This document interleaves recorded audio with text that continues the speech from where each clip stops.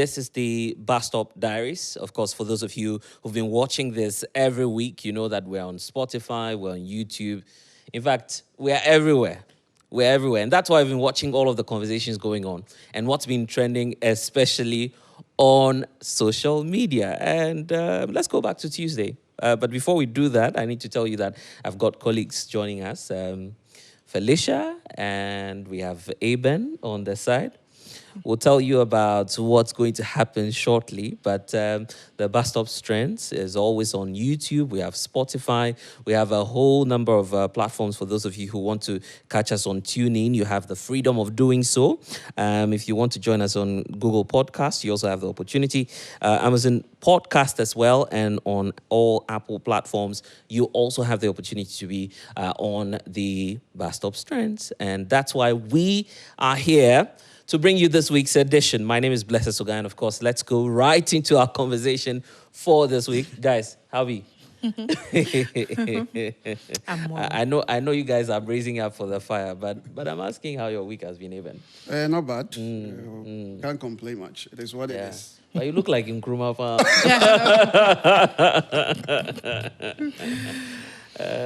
Felicia, hold on. I know you have the fire ready. Okay, guys. So yeah, I'm sure on social media, many of you might have seen that video. But let's go back to Tuesday, because on Tuesday, the governing New Patriotic Party decided to do the official unveiling. That's how they call it, the official unveiling of the running mate to the mate himself, who's now aiming to be the driver. So our Vice President, Dr. Mahmoud Bawumia, now has a running mate going into the 2024 general elections. And that's our Energy Minister, Dr. Matthew Opoku Prempeh. And he's been challenging another doctor, a doctor that's not currently alive. But we need to talk about it. So for those of you who do not know about the story, on Tuesday when he was unveiled, of course, as courtesy demands, we know that Mensah Palace is, the heartbeat of the Ashanti region. So, yes, because of paying respects, we had to go to the Otumfuo as a nation to say, oh, your son, your grandson will now become potentially the Vice President of the Republic. And that's why we're bringing him to the Ashanti region to unveil him. That's what the NPP says. Yeah. So afterwards, there was the grand opening, the first opportunity for Dr. Matthew Opoku Prempeh to speak to the nation. And when he had the opportunity, he stoked another debate there by saying that ever since independence, 1957, guys, I hope you're listening. Yes. Yeah. Ever since 1957, we've never had a president that has championed development as much as President Akufo-Addo. Not even, and I'm using that in quotes, not even the first president of our republic, Dr. Kwame Nkrumah. But for those of you who want to hear how the tree rendition went, Aben is here, so Aben will help us do that. Aben, let's give a sense of what happened on Tuesday. Yeah, so I mean, that's just what you said. Yeah. But I think that sometimes it's the tonation and also how you say it. Okay. Because the debate, I think it's not the first time anybody is even, somebody in the MPP is saying this. But I think the way he said it, it's a bit concerning let's because... get it right. If you're speaking to it, do you have a certain tone that you must have, when speaking? Or Well, I think that it applies to even not just tree. I mean, even in English, sometimes you may say something and your tonation may cause a different interpretation of what you're trying to say. Because, for a few seconds. Yes, let's go. So, it goes like, okay, from 1957, be seen there. Obi odi development aba Ghana pa any Akufo-Addo. Okay. Nkrumah no krampo no. And then I think he was even trying to mention other names. Then he just skipped to something else. And so if you even pay attention to the video, it actually affects everybody else, because if you say nobody, and even including Nkrumah, it means that even it covers everyone. Atamils and even Kufo, who is an MPP one. It technically covers everyone, And for me, would I say I was surprised? I've heard a lot of excuses that people are making for him as well, especially his spokespersons. And I listened to one political scientist and he was like, maybe in the moment of the ecstasy, because he was excited. Yeah. And if you heard him, he said, I'm a very happy man. And then many in the midst of the ecstasy, you could actually go off and say some things you were like maybe not supposed to say. But then that excuse doesn't make sense now because a day after that, he met another chief in the Western region and he went to defend what he said. He says, if you tell the truth, right? He says, if you tell the truth, people will dislike you and feel that you are arrogant. They will but then describe you as disrespectful. if you lie, everyone is clapping for you. Yeah. That's what he says. Yeah, that's what he said. Of course. I mean, that's an argument others have made. That, well, in Ghana, sometimes people misconstrue confidence to be arrogance. Yeah. I mean, there's that fine lining. There's that problem in Ghana. Let's face it. I mean, even amongst ourselves, you can find your colleagues thinking you are too no just because you're a bit straightforward in your thinking, your intelligence. Those things are there. Yeah. But also, those things do not really take away what we know a person to be in terms of what their weaknesses so Felicia, right? what's the most offensive part of his entire speech? Is it the Nkrumah-Akufo-Addo, what's really the problem about that? Well, that, and even the fact that he was able to dare to bring that. Look, this is not the first time Napo has said that. When he was education minister, he said it. We ignored because we assumed that, they are happy about free SHS and all that. Yeah. We just allowed it to go. But after going to see Otumfuo, him advising you, and you knowing the perception that people have about you, we are assuming that when he comes out, he'll be a different person. He'll speak, with a little more caution than how he used to speak. Because mind you, he's not just a minister anymore. He's a running mate who would be a potential vice president should the MPP. Would we have had a different, reaction if the case was, Mumfa mu NDC and I say mu Rollins bra and no, JM that is because it's just Nkrumah. No, that is acceptable. Yeah. Even the time and the season, it's not even right. You can't be comparing those two people. Nkrumah was years ago. We've allowed MPP to be comparing themselves to NDC, who even left office 8 years ago. We allow it. We entertain it. We find it to be okay because who should you compare yourself with? You can't compare yourself with Akufo. So who do you have? Mahama. Is allowed. But when you go to that extent where now you want to go beyond your immediate battle to other people who have done more than you and I both know your party has done, then we have an issue. Because it is not just about his donation, it's about the person that he was talking about. And even if it wasn't Nkrumah and it was somebody else who brought us independence and brought us that amount of development and all that, I feel like Ghanaians would have still spoken up. So it's not just because it is Nkrumah. It is about what he has done and what he has brought on board. You know for a fact and that we are not in the times that the country is going through a lot of challenges. If you keep saying that your Nanado, and I'm using your because he said your Nkrumah, so we are your Nkrumah, which makes him his president, his Nanado. So if he's saying that his Nanado has brought about that much level of development, then it should be reflecting for all of us to see. But people are still, we are still having challenges. We just recently went to IMF. People are struggling to let them defend what they claim they have used this money for, that for, and all that. So the atmosphere itself is already tense for you to add that. And Napo should understand that that statement destroyed the beauty of a ceremony. For somebody that they've just selected you as a mate, you could have used that platform to even preach unity, to even preach what you want to bring and all that. But you've destroyed that beauty. Now nobody is talking about what happened on that day and what you said. It's like everybody has even forgotten all the other things that you said, and they're concentrating on just this. And another point that I want to make is that, look, Napo should understand that Bawumia has told us there's something like mate and driver. So in this sense, if Bawumia becomes president and he becomes a driver, Napo becomes a mate. He can't be talking anyhow to a driver. And a driver is Nkrumah. Nkrumah drove us to independence. So if Napo is saying that he's a mate and he knows that he's going to be the mate, then he should put some respect on drivers. If he respects Bawumia, And Otumfuo asked him to give Bawumia that respect. If he respects Bawumia as his driver and that he's a mate, then he should respect another driver like Nkrumah. Okay. Guys, I need to say a big hello to Kojo Yangsin because he's been trending a lot. He's a good friend of Dr. Matthew Opoku Prempeh. So, Kojo, wherever you are, we know you are watching. Today is not your day. Today is for Eben. So, Eben, let's go on. Let's look at, the advice from the Otumfuo. Because Otumfuo said something that was very instructive. He says, do not make Bawumia regret his decision. Yeah.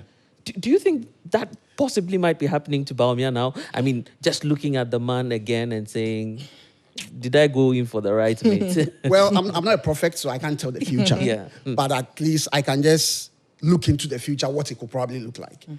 But in Tree, we say something, Obayansafo yebunebe yenkanasem. It means that in English, we say a wise child is spoken to in Proverbs, not in plain words. And I can tell you that Otumfuo spoke in Proverbs to a wise child. And what he spoke in Proverbs, he expects his grandson to understand.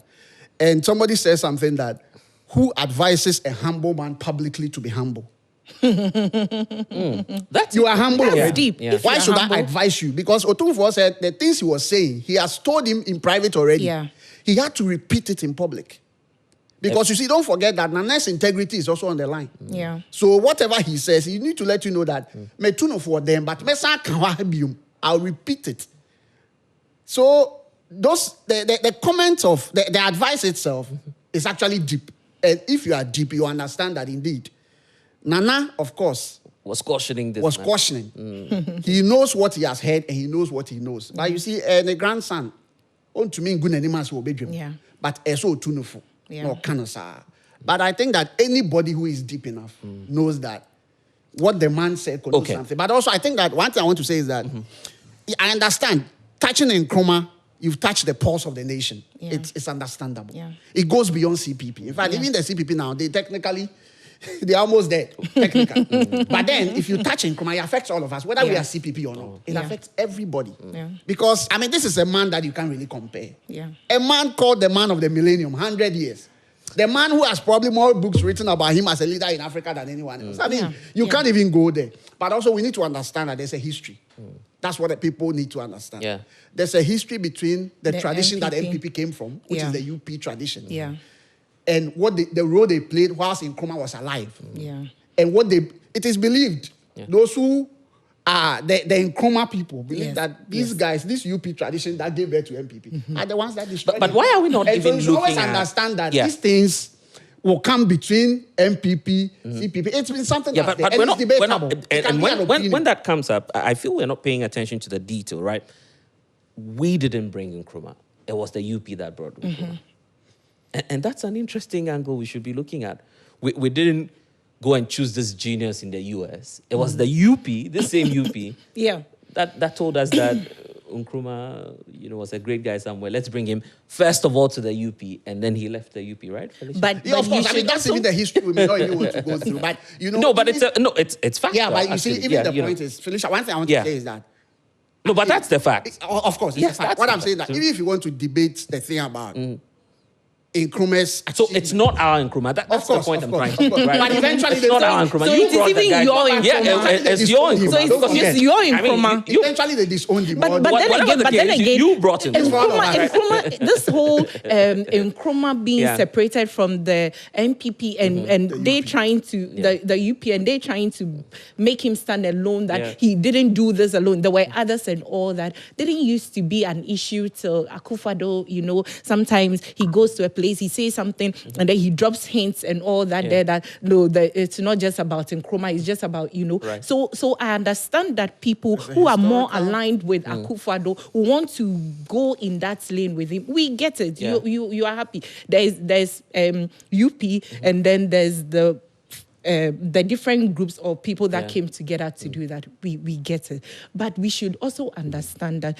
even saying your Nkrumah, Nkrumah was for all of us. They brought Nkrumah to us again. Once again. He's even more your Nkrumah than ours. We understand. Okay, so let's settle the debate in a minute each for both of you. Okay. Eben, Nanado, or Nkrumah any day? No, please. I think that there's no comparison. I mean, you see, somebody will tell you that, you know what, this one is just political talk on a campaign platform. Let it slide because it doesn't have any gravitas. It cannot stand any debate on any day. Oh, I mean, you see, let Napo not pretend that he knows Nkrumah better than all of us, because most of us, we all read about Nkrumah, this generation. Nkrumah was born in 1909. Per my analysis, Napo now is 56 years. When Napo was born in 1968, he was 4 years old when Nkrumah died. So he cannot pretend that he knows more than you were 4 years when Nkrumah. If you do if you deduct 1968 from 1972 that Nkrumah died, Napo was 4 years when Nkrumah was born. So he cannot pretend that he lived in Nkrumah. No, Napo was 4 years when Nkrumah died. No. When Nkrumah died, he was 4 years when Nkrumah died. So he should not tell her everything he's trying to claim. It's also what he also read. And if it's the same thing that we all read, then we can say that Akufo-Addo cannot match Nkrumah on any day. And I can tell you that in the closet of the MPP, they know. They will be disappointed that he made that comment. And you know, even the president himself, because the president has granted interviews on several occasions indicating how he recalls growing up on the laps of Nkrumah. I've heard that. I've heard the president say that. So when you say your Nkrumah, once again, I feel it's our Nkrumah. I don't even think we should compare Nkrumah to Akufo-Addo because currently, and in the minds of people Akufo-Addo is even struggling to, your friend is saying, meet the achievements of Mahama, who just left. Oh, really? Oh, yes. Course. When it comes to currently, Akufo-Addo is struggling. When they take some of his achievements and they take the achievements of Mahama, it's like people are still debating it. So let's stick to the debate that you are most likely to win. Which is Mahama. Let's respect yourself. Let's respect ourselves. It's almost election, and then we are now deciding who to vote for. Don't bring this your ancestors into the discussion when your predecessor, you've not even conquered him. That is the advice. Do you want Napo to apologize? Let's go, guys. Oh, for Napo is not going to apologize. And I'm even also going to drag his spokesperson in it because we were actually expecting him to apologize. And then he ended up defending, which gave Napo was the he really right. defending? He says, well, the intention he was is being not to, subjective. yes, and that is what gave Napo the right to go back again, to go and defend it. Because if my spokesperson is defending, that means indeed I did something right. And once he has said it once, twice, there's no way he's going to take it back. So Napo is not going to apologize. But we are expecting him to do better. We are watching him. That's what we want Napo to know. And Eben, did you watch the reaction of Chairman Wontumi when Napo was saying, there are some people going back to the video. I didn't notice, but I'm sure many of them will be they were shocked. I'm sure many of them will be disappointed. He changed this post. I don't expect an apology over what was being said. I don't expect an apology. Do you expect Napo to apologize? No, I don't expect that because don't forget that an apology will be a major statement on what we have perceived to be Napo's character. Do you get it? One, he's been perceived to be arrogant. Two, he's been perceived to be a loose talker. Now, he has gone to talk loosely. Coming to apologize now, technically, you confirm that, we said it. And in fact, yesterday, a political scientist said, I pity his spokespersons because they will do a lot of damage control. Because this guy will probably go on and on. I wish he'd take some lessons. I also don't think he should be speaking without a script. So please, from now on, they should give him something. They should write it down for him. We are not saying they should treat him like a child, but they should put something over his mouth. I don't know, anything that will be able to see. COVID is gone, so we don't have. I know, right? COVID is gone. I'm sorry. They should give him something that will just be able to sieve through some of the statements that he will make and all that, because this is an election season. And he should know that if Bawumia doesn't win the election, they are going to blame part of it on him too, because you are doing this together. So he shouldn't give people the platform or opportunity to say that, it was because you came on board as a running mate and you didn't know how to speak and all that. That's why Bawumia lost. Because Bawumia has a lot of nanso. So don't let it be as if you are his major nanso. That's the point. And just before we go finally, what do you expect, the political opponents to be doing about this? What we see, which is expected of them, is the usual attack, right, on Napo. Why shouldn't this be an opportunity for us to just go back to our history and what he says, Eben? Well, I think that history will always be debated, whether you like it or not. I mean, that's the reality. And in Nkrumah, there are people who still today, no matter the celebration of Nkrumah at the global level, they still would not stand for Nkrumah. I mean, those are things you cannot change. But you see, but is that national those are debate opinions, not settled, of course. by the way? But also there are facts you cannot move away. Right. Because today, after so many years that most of us, we are now experiencing, even we are benefiting from things that Nkrumah did so many years ago. So for me, I will always revere him. And those are things you cannot change. And we can't change people's opinions. This can be an opinion too. And so we can't make too much noise besides expressing our opinions about it. That's all. Felicia? Well, I wanted to end with a final point that I made, that we are watching Napo. We agree with what Utufo said. He shouldn't let the perception, because people say he's arrogant. He is saying he's not arrogant. Right. Now, we've given you a clean slate or a new platform. You are not just a politician. You are a potential vice president. That is a huge deal. That is a big deal. And you should know how you talk. Like, it's important for us that our vice president will speak in a way that will not bring so much anger among the people. We are going through a lot of stress already. We need somebody who even try to bring down our emotion. So we need Napo to tone down on how he talks.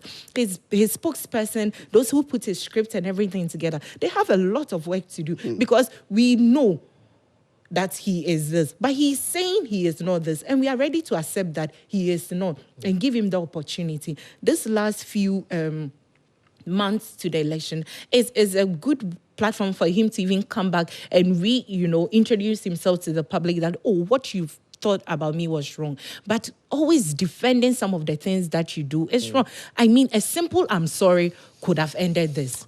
I'm looking at the CV again of Dr. Napo or Dr. Matthew Opoku Prempeh. He went to when the NPP introduced him, and they're like, this guy went to the Nkrumah University of Science and Technology. Isn't it not funny? So, I mean, when that comes to mind, even the point about the impact of the man we're talking about, of the Nkrumah. I mean, this is an African personality. It's a but for you, no-brainer. is he really the greatest of all time, as proponents would want us to look at him as? Oh, no, I don't think so. I mean, Nkrumah had his fault. Okay. Some even agree that instead of him concentrating on Ghana, he was even more concerned about, saving the entire African continent. Exactly. So it took his attention off, and that if he had that mindset of doing more for us, he could have done more than he did. So Nkrumah had his few faults here and there. There were a few policies that he also had that people didn't agree with. That's okay. We are not saying that he's perfect or he's the greatest, but we are saying that between him and Akufo-Addo, he is. Eben? I think we shouldn't compare. I think that for as long as we are here, in the last century, probably, I don't know who else has matched him. Maybe the one to match Nkrumah probably has not come up yet as a leader. Yeah. But, I mean, or even on the African stage, Charlie, I mean, let's not even go there. I mean, let's not go there. Okay. If you can't beat them, join them. But don't try to denigrate their works. It's terrible. I mean, let's not go that way. Okay. Direct messages to Napo. Napo is listening to us right now. What would you want him to do, Felicia? Mr. Napo, please, I salute you. Me and my Nkrumah, we greet and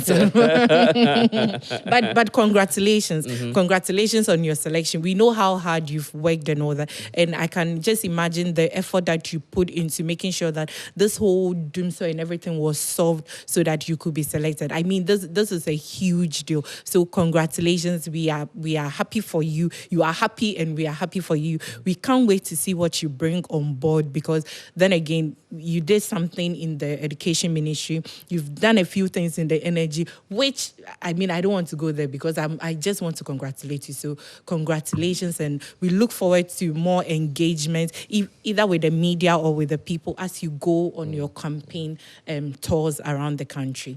Amen.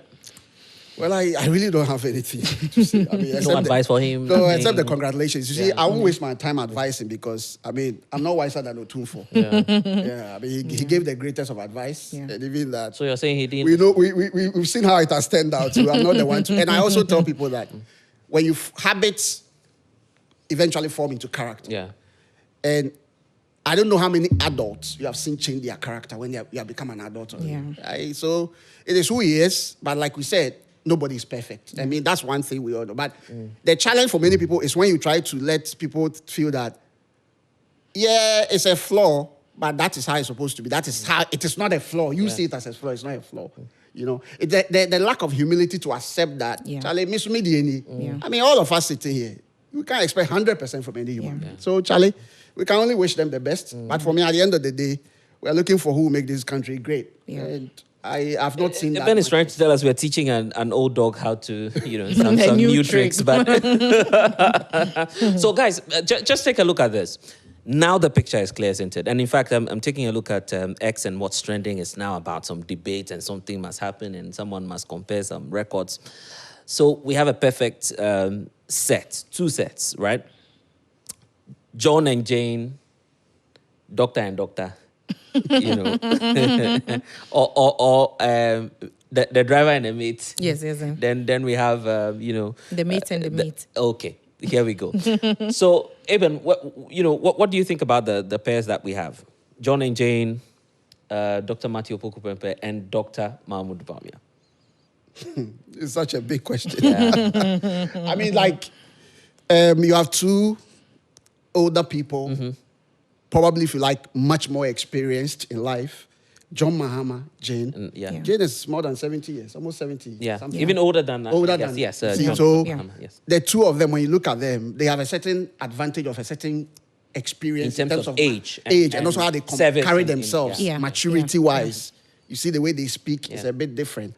Of course, when they hit the campaign, there are disadvantages that will go for them because Napo they can run younger. around like the younger is one. Much younger. So I think that whichever way you see it, these people have some merits and some demerits on the campaign trail. Here too, they have some merits and some demerits.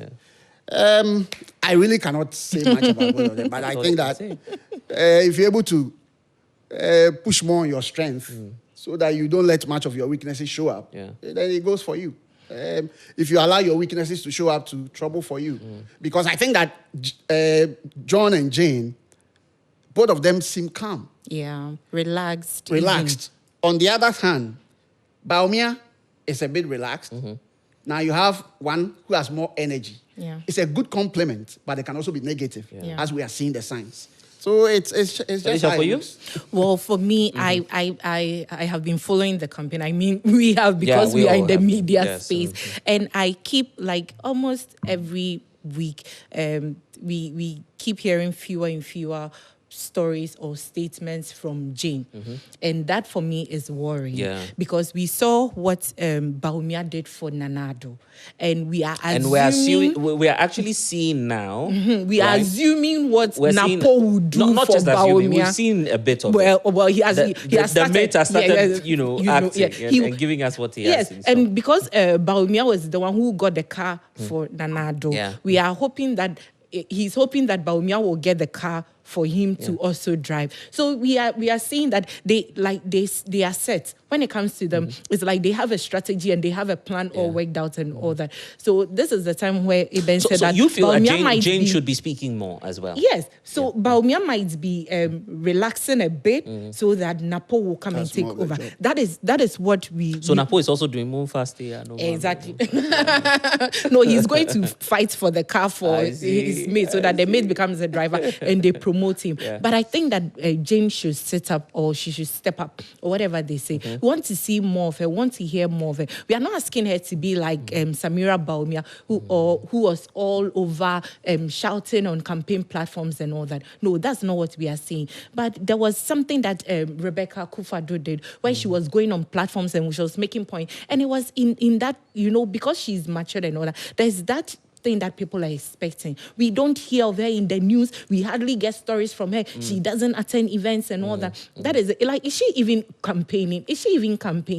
I mean, you are the first woman to have been made a running mate. And if you are able to win this, you become Ghana's first female vice president. I mean, if you are not speaking now, should the women in Ghana believe that when you become vice president, you will speak for us or fight for us? You're not even speaking now. We are expecting more from you, madam. There's a strategy too, because you see, the campaign just started. Yes, let's be fair. But at least we can see what those people's strategy is. Because everybody's strategy has already because started. You can also start, isn't it? and then if you are talking more, and your talking is bringing more negativity. But that's also a problem. Based so on see, the last, I believe that they have a strategy. Based on the last campaign, she's doing exactly the same thing that she did when she was nominated the first time. We have some 5-6 months to go, so let's wait and see. But they've nominated her before, and we saw what she did during that whole campaign. So we are hoping that she does something different now, because when they nominated her the first time, she wasn't she didn't give that much fire to. Now you want more energy. Yes, we want to see that you can fight for us, because we are expecting the women in Ghana to support you and back you. So show us that, look, when we are able to come behind you and support you and back you, and you become vice, you will be able to fight for us. But Eben says I'm not the one saying. You're saying she's 70. No, but I think that you see. But that's what she said. You see, in politics, the energy is also critical. Okay, this I think she's 76 for my last year, 75. 70. I have to check the age again. So for you, the age is a factor. I'm saying that the age is a factor. Okay. So there's a certain level of campaigning you do not expect from her, but there's also a certain level she can do. Yeah. Whichever way, it can work for you or it can go against you. Okay. And don't forget, the one who is also so energetic can do things that will go against him, like we have already seen. Yeah. Do you get it? So I think that, like I said, feed more on your strengths. So it's better to speak only when it will help when the campaign. it's necessary, because But the period we are into is quite risky. So apart you from don't that, you see, I don't was just say even anything. expecting that during Mohammed's interaction with the media, she would have been present. To she was there? No, to answer some of the questions. Answer some of the questions. Right. So it wasn't just about sitting there and then Mohammed does all the talking and all that. No,